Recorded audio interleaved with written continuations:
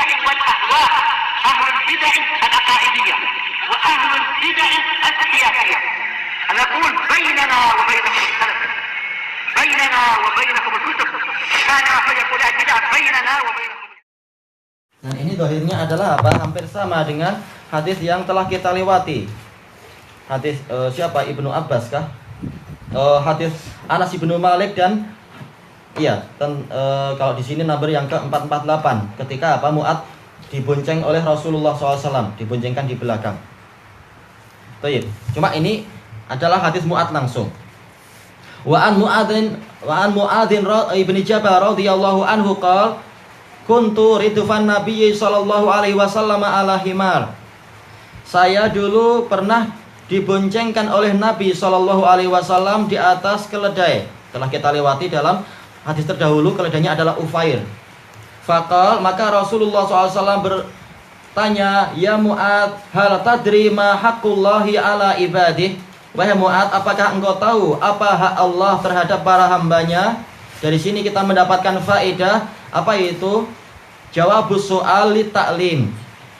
Boleh apa? Bertanya bukan untuk mencari tahu tapi untuk mengajari. Karena sebentar lagi Rasulullah yang justru mengajari.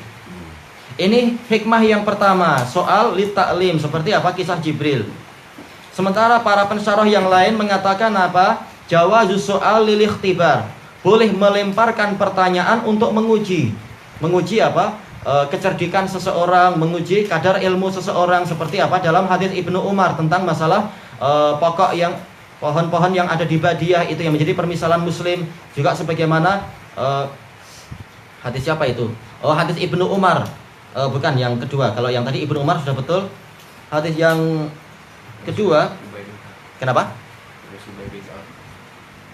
Apa? Ayo, temut betul. Hadis Ubay bin Ka'ab tentang masalah apa itu ayat kursi. Itu adalah apa? Ikhtibar, ujian. Dan sebagian pensyarah yang lain menyebutkan yaitu apa? Dan ini semuanya betul tentang apa? Hadis ini, hadis Mu'ad, yaitu apa? Jawazus soal li syaddil intibah. Boleh bertanya tujuannya untuk apa itu? Menarik perhatian. Karena terkadang kalau seseorang langsung kita kasih ilmu, boleh jadi pikirannya ketika itu sedang apa? Tidak perhatian. Maka ditanya dulu, tahukah engkau begini? Langsung dia pikirannya konsentrasi. Baik. Dan ketiga hikmah ini semuanya betul di dalam apa? Hadis Mu'ad bin Jabal. Boleh jadi untuk yang pertama, dan itu pun betul untuk mengajari. Boleh jadi untuk menguji, dan itu pun betul. Boleh jadi pula untuk apa? Yaitu untuk syaddil intibah, untuk menarik perhatian dan memusatkan perhatian sang murid. Tayyib. Ternyata apa yang ditanyakan Rasulullah yaitu tentang hak Allah kepada para hambanya. Tayyib. Di sini ada faedah tentang apa itu? Ahamiyatu muhasabatin nafas fi haqqillahi ta'ala 'alal ibad. Pentingnya memperhatikan, pentingnya memeriksa dan mengoreksi diri tentang masalah hak Allah kepada para hamba. Sudahkah kita menunaikan hak Allah? Kenapa? Tidak mungkin Rasulullah mengajarkan ini untuk kemudian apa itu para murid dan umat ini lupa gitu aja tentang hak Allah. Untuk apa ini disebutkan pertama kali? Agar kita mengingat, agar kita mengoreksi, agar kita memperhatikan dan meneliti. Sudahkah kita memenuhi apa yang disabdakan Rasulullah yaitu hak Allah? Baik. Disebutkan oleh Syekhul Islam di dalam Majmu'ul Fatawa bahwasanya termasuk dari fawaid muhasabatun nafs tentang hak Allah adalah agar seseorang itu tidak merasa bangga dengan ibadahnya. Kalau dia perhatikan baik-baik tentang hak Allah, besarnya hak Allah, setiap saat Allah telah memberikan nikmat. Tapi apa? Tidak setiap saat kita ini ibadah. Di setiap saat Allah memberikan berbagai jenis kenikmatan, tapi tidak pula di seluruh anggota badan kita ini beribadah. Maka dengan ini kita tidak lagi merasa bangga dan merasa kagum akan ibadah sendiri. Justru kita tahu, saya memang belum siapa-siapa, saya bukan siapa-siapa, saya belum menunaikan hak Allah sebagaimana mestinya. Sehingga buah dari muhasabatun nafs tadi adalah tawadhu wal inkisar. Yaitu apa? Jadi menundukkan diri pada Allah, wal inkisar, yaitu kita jadi patah hati. Ternyata selama ini saya belum menolong Allah Ta'ala sebagaimana mestinya. Saya belum banyak memberikan kontribusi untuk Islam dan seterusnya. Bukan malah merasa hebat, saya sudah ini, padahal belum apa-apa. Tayyib. Makanya Al-Imamul Wadi'i rahimahullah di dalam biografi beliau disebutkan, padahal beliau punya kitab lebih dari 50 kitab besar yang sebagian besarnya menjadi apa? Rujukan Islam. Bukan hanya rujukan Ahlus Sunnah, bahkan rujukan Islam. Beliau memegang jenggotnya sendiri mengatakan, wahai Muqbil, apa yang telah kamu berikan untuk Islam? Yaitu apa? Ini muhasabatun nafas, merasa belum membantu apa-apa. Tayyib, ini hasil dari muhasabatun nafas. Ketika melihat betapa besarnya hak Allah dan belum kita tunaikan sebagaimana mestinya. Tayyib, qal wa ma haqqul ibadi 'ala Allah, dan apa yang menjadi hak hamba kepada Allah?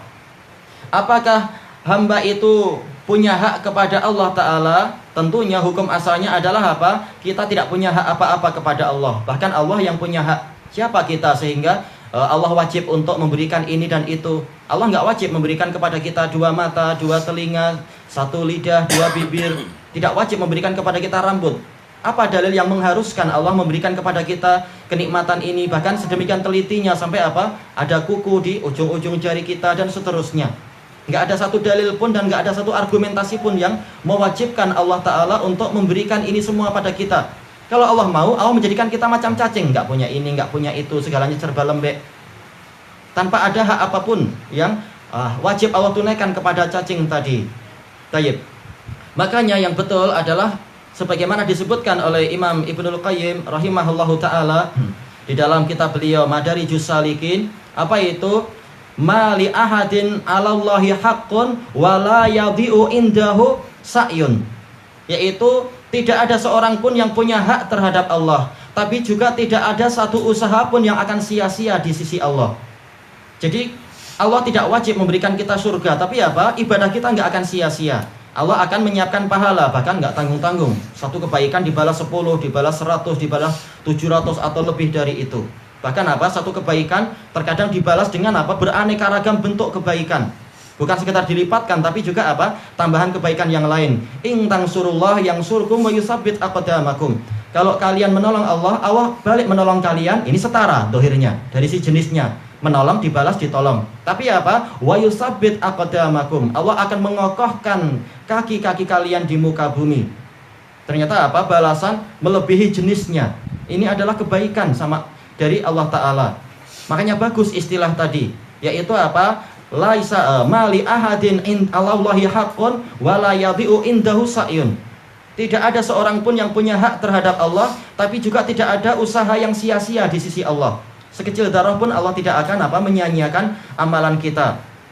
Innallaha la yadlimu mithqala dzarrah wa in taku hasanatan yudha'ifha wa yu'ti min ladunhu ajran 'azima. Sesungguhnya Allah itu tidak akan menyia-nyiakan amalan walaupun seukuran darah. Kalau itu adalah kebaikan, Allah akan melipat gandakannya. Dan Allah akan dan dia akan mendapati di sisi Allah itu pahala yang besar.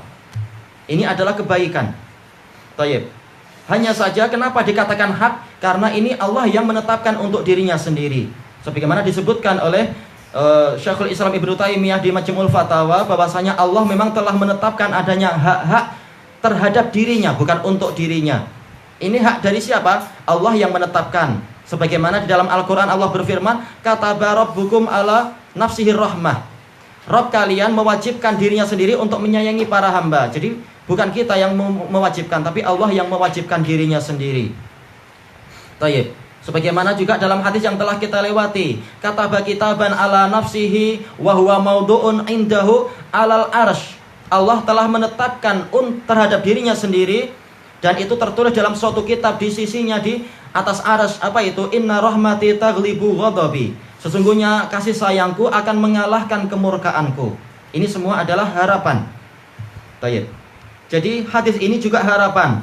Allah mewajibkan pada dirinya sendiri untuk apa? Tidak menyiksa hamba yang taat dan setia padanya. Baik. Qultu Allahu wa rasuluhu a'lam. Allah dan Rasulnya lebih tahu. Ini adab. Agar apa? Agar dapat ilmu yang lebih banyak, maka serahkan ilmunya kepada si pengajarnya. Adapun kalau kita sudah lebih dulu sok tahu, boleh jadi pengajarnya enggak jadi dikasih. Tapi apa? Kalau memang pengajarnya ingin kita bicara sesuai dengan batas ilmu, kita kasih tahu.